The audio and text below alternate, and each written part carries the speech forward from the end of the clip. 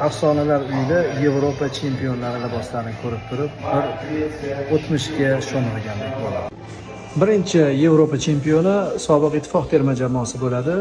Bilsangiz kerak, bu yurt vakillari Fransiyada o'tkazilgan Yevropa chempionatida g'olib bo'lishgan. Keyin 64-yilgi Ispaniyadagi Yevropa chempionatida Qizil Furiyaning qo'li baland kelgan. Va bu yoqqa o'tamiz, chunki mana bunaqasi ketadi. 68-yil Italiya terma jamoasi Rimda Yugoslaviya ustidan g'alaba qozongan.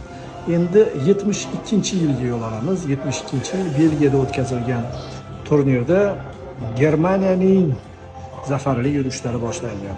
Mana shunaqa libosda o'ynagan ekan Germaniya terma jamoasi. 76-yil Yugoslaviyada o'tkazilgan Yevropa chempionatida Chexoslovakiya g'alaba qozongan. Pannenka uslubida kiritilgan gol deymiz, o'sha Pannenka